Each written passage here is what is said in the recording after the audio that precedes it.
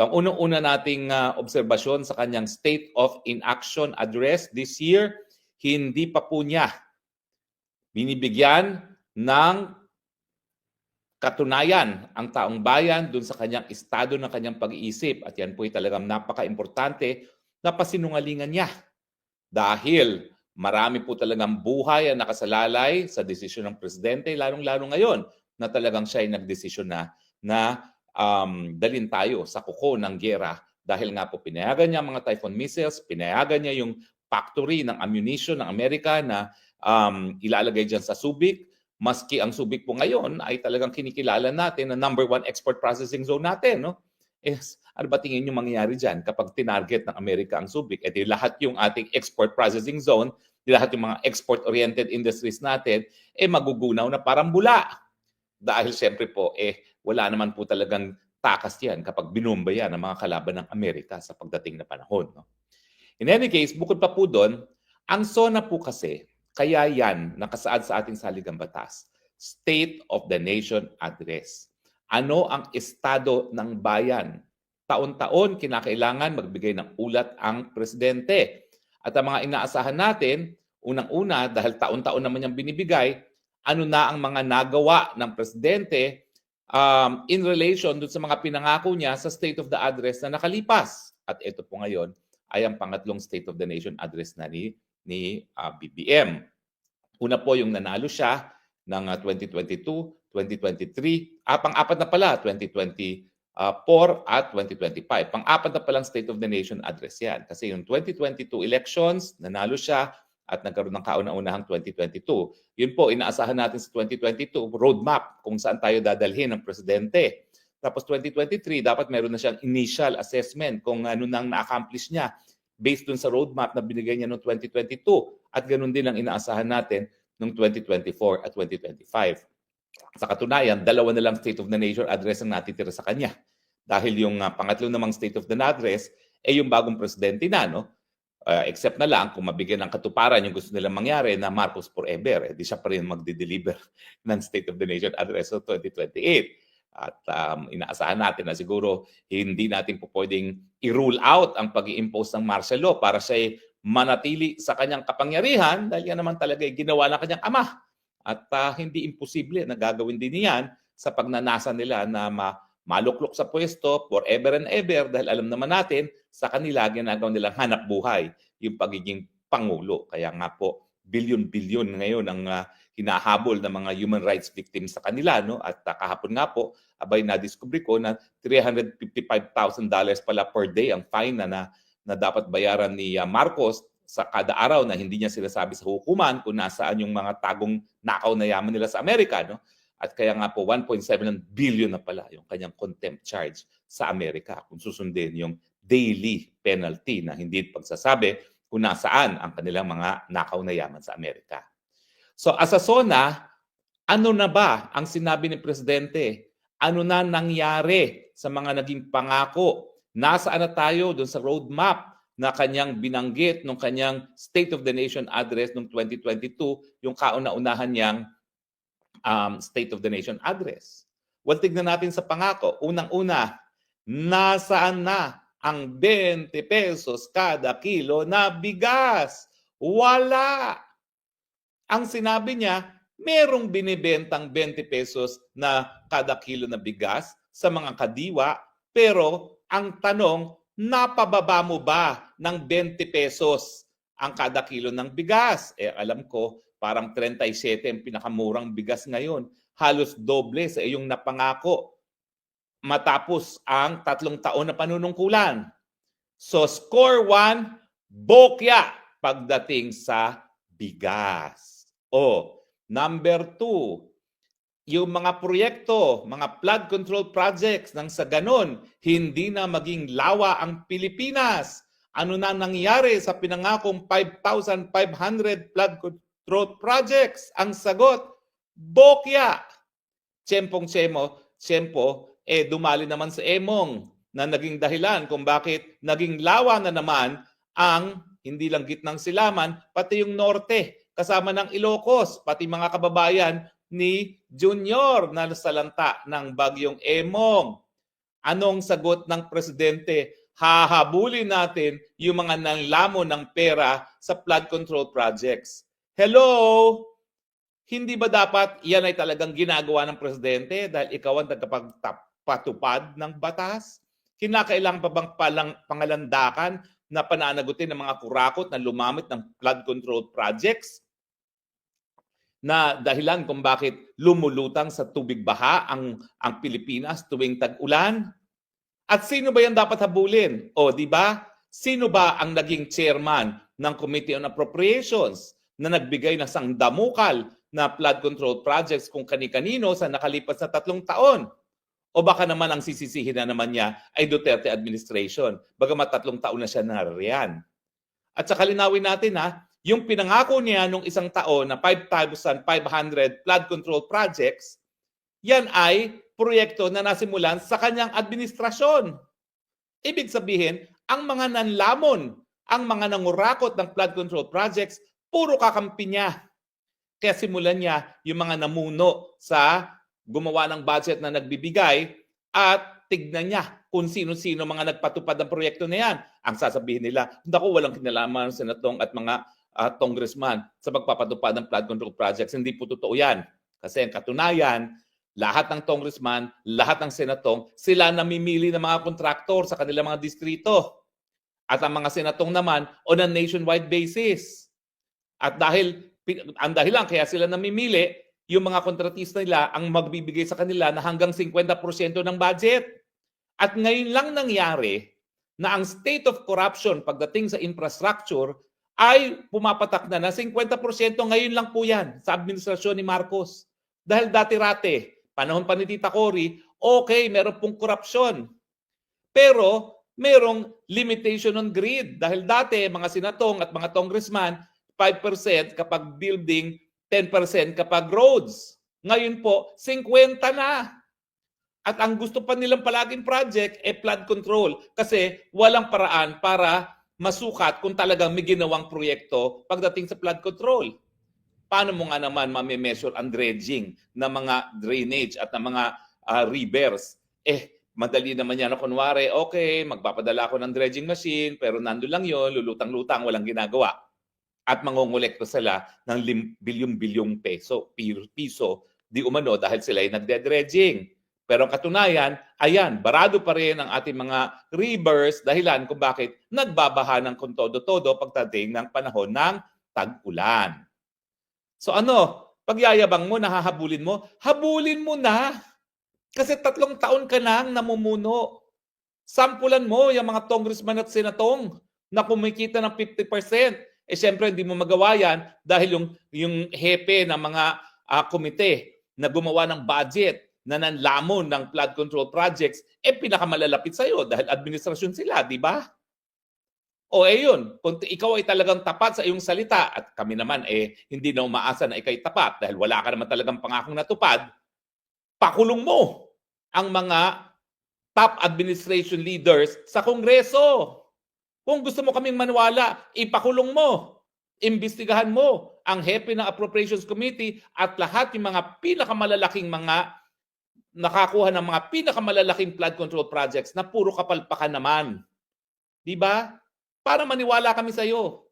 Pero sa ngayon po, wala na kami pag-asa na maniniwala pa kami sa iyo dahil lahat ng pangako mo, gaya ng 20 pesos na bigas, nakasulat sa ere. Isa pang walang mention. Di ba pinagyayabang mo yung Maharlikapan? Ano na nangyari sa Maharlikapan mo? Kinuha mo ang pondo sa Land Bank, kinuha mo ang pondo sa DBP, and yet, wala naman kami naririnig.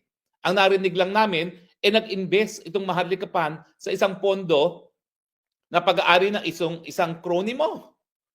Di ba? May lumabas na ganyang balita.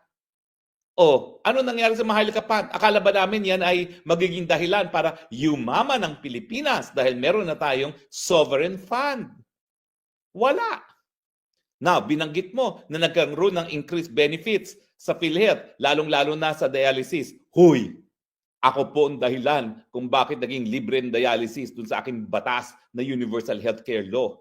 At yung pagpapatupad ng batas na yan, panahon pa ni Tatay Digong, 4 na libreng dialysis na yan kada taon. Ano bang sinasabi mong karagdagang benepisyo pag dialysis? Wala. Yan po ay ginawa na ng gobyerno panahon pa ni Tatay Digong. Ulol. Sisinungaling ka dyan. At kung meron mang karagdagan na mga benepisyo, dapat lang dahil sang-ayon sa batas na aking isinulong at naisabatas, lahat ng pondo ng PhilHealth galing sa kontribusyon ng mga miyembro, galing sa subsidiya ng mga gobyerno para dun sa mga hindi makabayad ng premiums, galing sa sin taxes, lahat yan dapat mapunta dun sa mas mataas na benepisyo sa mga miyembro o di naman kaya mas mababang kontribusyon. Pero anong ginawa mo? Ginastos mo ang pondo ng PhilHealth para sa infrastruktura na kung saan kumikita ang mga congressman at mga senatong. At ngayon sasabihin mo, wow, may additional benefits na ang PhilHealth. Matagal nang dapat additional benefits kung hindi mo hinayaang kurakutin ng mga senatong at congressman ang pondo ng PhilHealth. At yan nga ngayon ay nakabinbin sa Korte Suprema. At nag-issue na ng temporary restraining order ang Korte Suprema sa paggagastos at paglilipat ng mga karagdagang halaga pa. Pero matapos na bilyon-bilyon na ang nailipat at ginastos mo na, pati dun sa mga proyekto na meron ng pondo. Galing pa sa mga foreign donors. Diba yan ang sabi ng Korte Suprema dun sa oral arguments? Talaga namang yan ay kawalang-yaan pagdating sa paggastos ng pondo ng bayan. Kasi malinaw na malinaw yung batas. Ako ang autor nun. Hindi po pwede gamitin ang pondo ng PhilHealth kung hindi para sa karagdagang benepisyo ng miyembro at pagbababa ng premiums. Ginamit mo sa infrastruktura, yung mga pinili mo pang infrastruktura, sang-ayon sa sarili mong abogado sa Korte Suprema, meron ng mga nakalaan na pondo galing pa sa mga dayuhang nagpopondo. Hindi ba iskandalo yan? Bakit hindi mo binanggit yan sa iyong State of the Nation address? Sino nang pananagutin mo? Paano mo mapapanagot yung mga taong yan? Ikaw ang nag-utos. Dahil sinabi mismo nung dating hepe ng PhilHealth na Ledesma na ikaw mismo ang nag-utos na ilipat yung pondong yan na magastos ng iyong administrasyon. Wala kang sinabi dyan. And yet, pagyayabag mo, karagdagang benepisyo. Dati na dapat nagkaroon ng karagdagang benepisyo yan kung hindi mo pinalamon sa mga kurakot, sa mga infrastrukturang mga proyekto. Sinasabi mo na wala kang kinalaman doon sa anomalya sa budgeting process. Yung mga fill in the blanks. Bakit wala kang binanggit? In the first place, yung mga fill in the blanks na yan ang ginagamit nila para pagkunan ng mga pondong kukurakutin. Bakit tahimik ka? Doon sa nakabinbing ngayon sa Korte Suprema kung paano maiiwasan yan sa mga susunod na budget. Hindi ba ikaw tagapagpatupad ng batas? Ikaw ang nagpo-propose ng budget. Bakit ka pumapayag na sasalawlain ng iyong mga kaalyado sa Kongreso ang budget na ikaw mismo ang naghain sa kanila? Budget season na naman. Anytime now, magsasumite na ang ehekutibo ng budget sa Kongreso. Huwag natin kakalimutan, ha? Katungkulan pa rin ng ehekutibo na sang-ayon sa isang proseso na may epekto bilang batas na gumawa ng pantaunang budget. Kaya ka nga nagkakaroon ng aliado sa Kongreso para masigurado na yung mga nais mong maisabatas ay maisa sa batas. Kasama na yung pantao ng budget. Bakit ka pumapayag na sinasalawla nila ang iyong proposed budget? Useless. Na talagang grabe ang suporta mo sa Kongreso kung sila mismo ang susuway kung paano dapat gastusin ng taong bayan as you propose it in the National Expenditure Program, NEP. Ba't hindi mo sinasinabihan? Pwede ba itigil nyo na ang Kongreso ang paghihimasok ninyo sa budget process at sundin nyo na kung ano yung dumaan sa tamang proseso na pinopropose kong budget? Again, wala kang sinasabi. Bakit? Dahil alam mo, kinakailangan mong busugin ang mga congressman at senatong para sila ay sumuporta sa iyo. Dahil anyway, ikaw, binibigyan ka ng at least 5 billion intelligence funds na iyong linalamon din na walang accountability. And yet, yung 135 ni Inday Sara, hindi mo tinitigilan. Ikaw naman nagbigay niyan in the first place. 135 million. Kukumpira mo sa iyong 5 billion. Di ba? Bakit wala kang sinabi dyan? Na may I ask my allies in Congress to stick to the budget that I propose and to minimize your greed. Wag naman insertion kayo ng insertion na nabababoy na yung national budget dahil yung national budget, ang importansya niyan, yan din ay ginagamit nating instrumento para pag-unlad ng ekonomiya.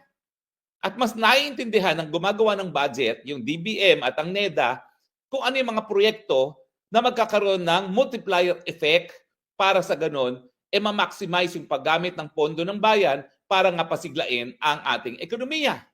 Wala ka na namang binanggit. Nakakabingi ka sa iyong mga hindi nababanggit na inaasahan ng taong bayan na mabanggitin mo. O pag-usapan natin, nagkaroon na nga ng survey eh. Sinabi na ng taong bayan sa pamamagitan ng Pulse Asia Survey, anong gusto ninyong marinig sa SONA? Unang-una pa rin, walang tigil na pagtaas sa presyo ng bilihin. Ano ba ang iyong sinabi para maging solusyon sa pagtaas ng presyo ng bilihin? Wala kang solusyon.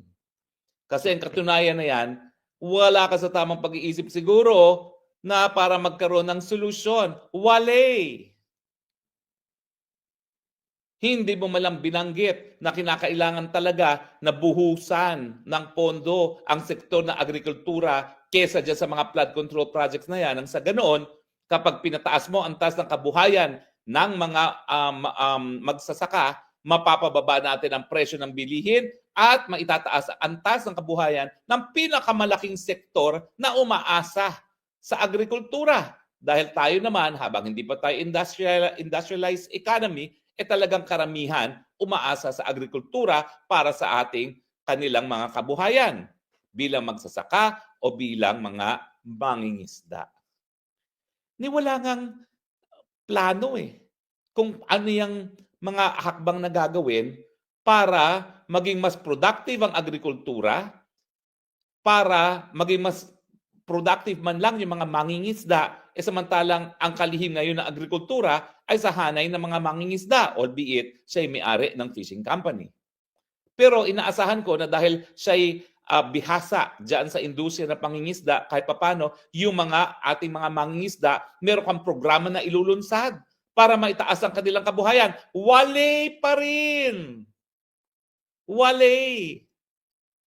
Meron ka bang sinabing mga hakbang para masiguro na ang presyo ng sibuyas hindi na naman tataas?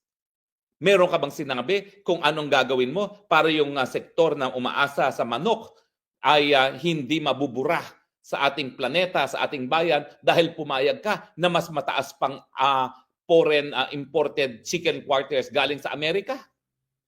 Alam mo, yung mga ginagamit ng Jollibee na Max Chicken, yan na lang inaasahan ng mga lokal na mga nagmamanok. Ngayong pinayagan mo ang zero tariff, pagpasok ng mga manok galing sa Amerika, dinamihan pa ang quantity, sana pupulutin yung mga nagmamanukan ngayon sa Pilipinas. Burado na naman sila. Ano ba ang mga safeguards na plano mong gawin dahil ikaw ay pumayag na zero tariff ang mga produkto ng Amerikano at ang mga ine-export natin sa Amerika ay may 19% na taripa? At saka po pwede ba magkaroon ka naman ng kahihiyan? Bakit mo pa binanggit na bilang isang accomplishment yung reduction ng 1% sa taripa from 20 to 19? Di ba kadiri na yan? Nakakahiya na yan? Yan ang sasabihin mong accomplishment mo taon-taon? Yan na ba talaga ang pinakamalaki mong accomplishment? 1% from 20% to 19%? Mahiya ka. Kung yan ang konsepto mo ng accomplishment, talagang ibigay mo na ang pagiging presidente kay Inday Sara. Dahil wala ka na talagang silbi sa bayan, Marcos Jr. Ano ka ba? Mahiya ka naman. Isipin mo na lang yung pangalan ng tatay mo. Kahit papano, miski ako, talagang hindi ko naman sinuportahan ng tatay mo at pamilya mo. Kahit papano naman, nakakahiya na yan. Ang only accomplishment mo, 1% from 20% to 19% na taripa at binigay mo pa zero tariff ang mga produktong Amerikano pagpasok sa Pilipinas. Buti sana kung yung mga bagay-bagay na yan na hindi natin nagiging produkto. Ako, wala na akong tutol. O sige, doon sa arena, para bumaba ang presyo ng tinapay dahil wala naman tayong tinatanim talaga ng arena. Yung soybeans, o sige, nang sa ganun magkaroon tayo ng milk substitute, yung soya drink. Okay? At saka yung tokwa, maging mas mura na sa atin. Pero paano naman yung manok? Paano naman yung bigas pati? Dahil nagpo-produce naman ng bigas ang Amerika. Paano na yung mga magsasaka natin na hindi na nga makalaban ngayon dahil napakataas ng kanilang production cost, ngayon zero tariff pa galing sa Amerika. Paano na yung industriya ng ating sasakyan na kahit papano nagkakaroon tayo ng value added dahil na-assemble dito mga Japanese cars. Linagyan mo ngayon ng zero tariff ang mga sasakyang Amerikano. Di namatay na yung domestic industry natin sa pagdating sa sasakyan. Paano na yung mawawalan ng trabaho? Ano na naman ang bibigay mong hanap buhay sa kanila? Aber, bakit ka kasi pumayag samantalang ang ating mga karatig bansa sa Asia nagsasabi, hindi kami papayag na zero tariff pagdating sa mga produktong agrikultura dahil nakasalalay pa rin ang aming mga kababayan sa agrikultura bilang kabuhayan. Sasabihin mo ngayon, accomplishment, yung 1% reduction from 20% to 19%? Kadiri ka talaga. Kung yan ang sasabihin mong pagyayabang mong accomplishment, di ba? Ano bang direksyon na sinabi mong tatahakin ng iyong gobyerno pagdating ng susunod na 3 taon na ikay matatapos ang iyong termino? Theoretically.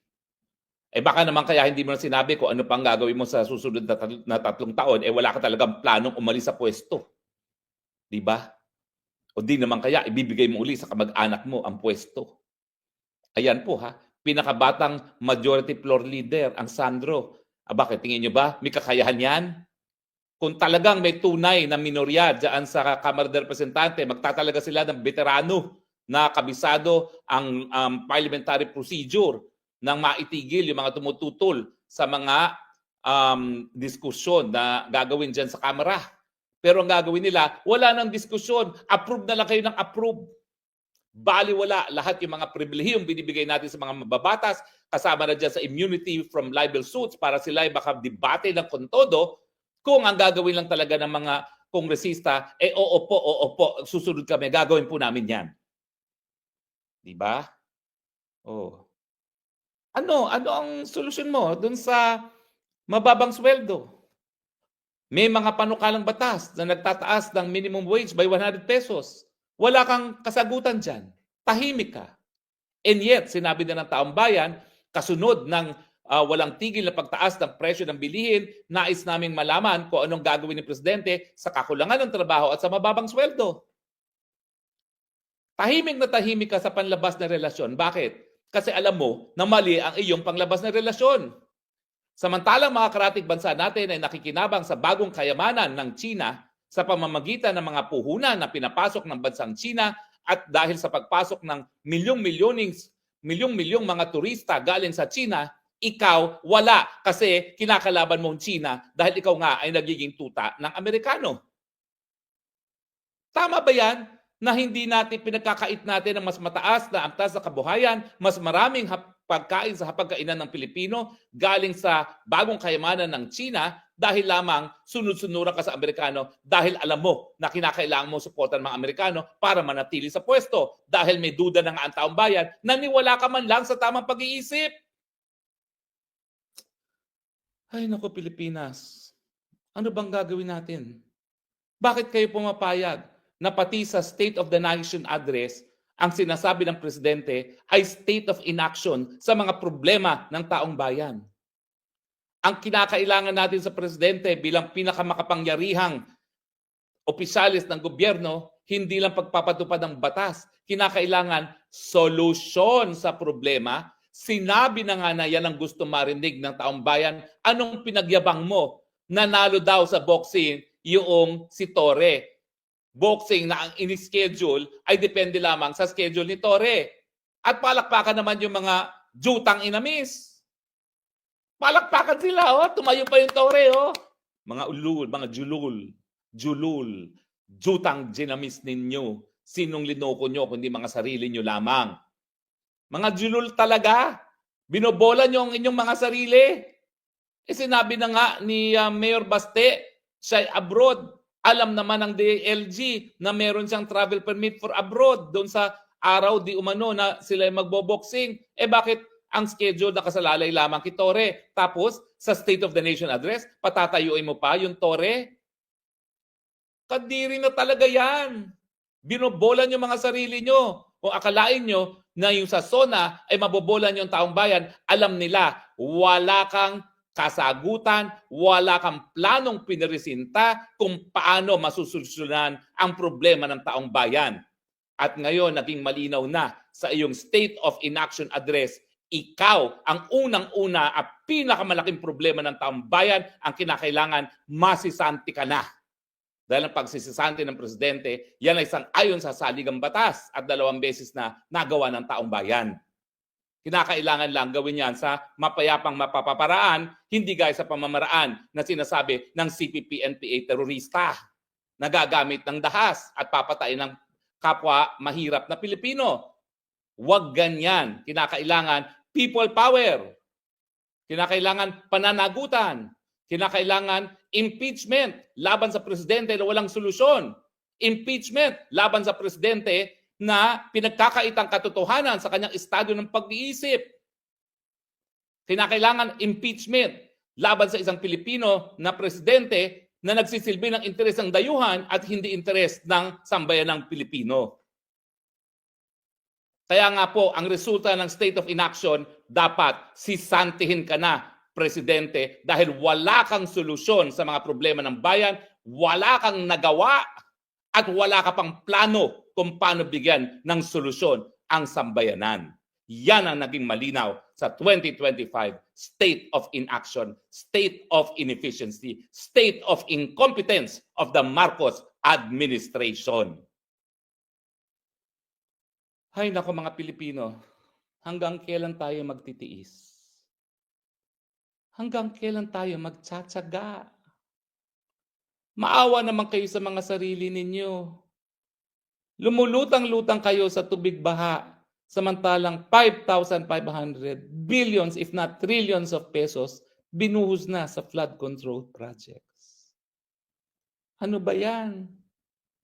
Maawa naman kayo sa inyong mga sarili. Okay? Anyway, ang daming mga trolls, pero manigas kayo. Dahil ang boses ko narinig, kayo mahirap basahin ang comments. At alam ng taong bayan, pag trolls, hindi na binabasa. Okay? O, pare-pareho silang mga sinasabi. Oh. Mga julul. Anyway, tuwa naman ako dahil hanap buhay kayo mga walang kwentang trolls. Kung wala ako, wala kayong susweldohon, galing kitang balus-los. Kaya tuwa naman ako na kahit papano, nabigyan ko kayo ng hanap buhay. At alam ko naman na sa puso ninyo, alam nyo, miski kayo kumikita ng konti sa pagiging trolls, na talagang ang problema ng taong bayan, si Junior. And with that, maraming salamat po sa inyong patuloy na pagtangkilik, ha? At sana nga po, gumising na kayo sa katotohanan. Kayo po, bilang mamamayang Pilipino, ang tunay na soberenya. Nakasalalay sa inyong kamay ang solusyon sa problema ng Pilipinas at ang pinakamalaking problema natin, ang pangalan, Marcos Jr.